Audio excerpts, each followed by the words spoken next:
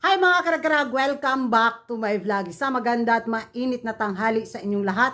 Mula dito sa Lasak City, natanghalian tayo sa chismisan galore mga karagkarag. Kitang-kita nyo naman sa ating menopausal destruction. Look, buwis buhay na naman ang pahikaw ni Kuragan mga karagkarag para sa ekonomiya. At ito na nga ang mga latest na mga chikahan ngayon na pinag-uusapan ng mga active na mga chismosa at mga chismosa sa social media mga karagkarag, na kung saan ano daw yung magiging reaction ko sa naging statement ni Uncle Nawat ba, na kung saan I want Philippines to win. Doon nga sa katatapos lang ng swimsuit competition ng Miss Grand International 2024. Magiging reaction ko tungkol sa kanyang statement. Wala talaga. Hindi ako kinilig, hindi ako na-excite, wala akong emosyon. As in, wala. Dahil naniniwala akong walang himala sa Miss Grand International pageant. Saka na ako maniniwala sa kanyang statement kung nakapatong na ang golden crown sa ulo ni CJ. Pero kung wala talaga mga karagkarag.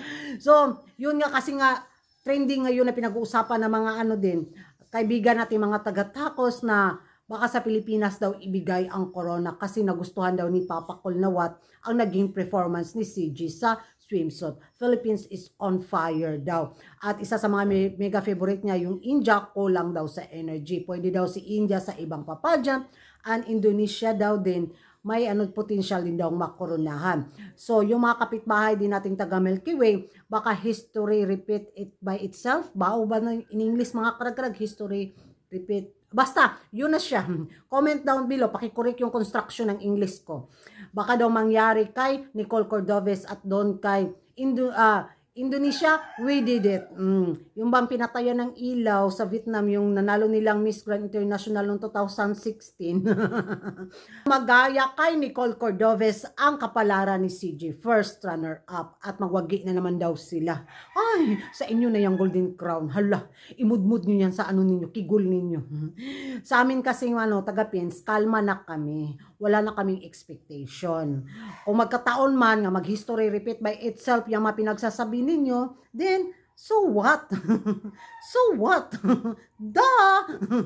So, sabi nga rin ng mga kaibigan nating taga-Tacos na it's time na daw sa Pilipinas na makuha ang Miss Grand International crown dahil ang pinadala daw natin ngayon na kandidata sa papageant ni Uncle ay package na daw mga karagkarag. Ito daw yung kandidata na naipadala natin sa Miss Grand International na may magandang hulma ang katawan at rampadora daw talaga. So, hindi daw pwedeng isnabin ito ni Papa Kulnawat natin. At sabi nila, kung Pilipinas daw ang koronahan sa taon na to sa Miss Grand International, siguro mas safe din daw ang pagkabangkarote ni Uncle sa kanyang pageant, which is alam nila na malakas daw ang fanbase ng Pilipinas at baka manumbalik ang loob ng mga Pinoy sa papageant ni Uncle once na makoronahan si CJ. Abang na lang tayo.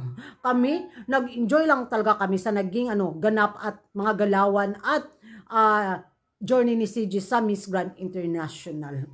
Kung matalo man si CJ, at least ibigay niya yung laban na pinangarap niya na makalaban siya sa international pageant. Sapat na sa amin yun at proud na kami. Bonus na lang talaga kung makoronahan siya. Ganon mga karagkarag. Sila yung mataas yung expectation nila ha.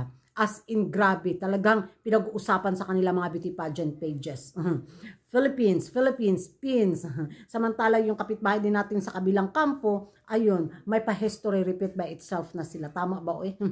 So yan ang mga karagkarag, yung magiging reaction ninyo na yun, sa naging statement nga ni Nawat, I want Philippines to win. Sa tingin nyo mga karagkarag, magkatotoo kaya or another paasa na naman itong si Nawat sa Pilipinas? Magingay tayo sa comment section at kung hindi ka pa nakapag-subscribe sa YouTube channel ko, don't forget to like and subscribe. Kuragan Karag, ang babaeng lagi na karagkarag, kinabughat na jud ang akong dalunggan sa aking pahikaw mga karagkarag.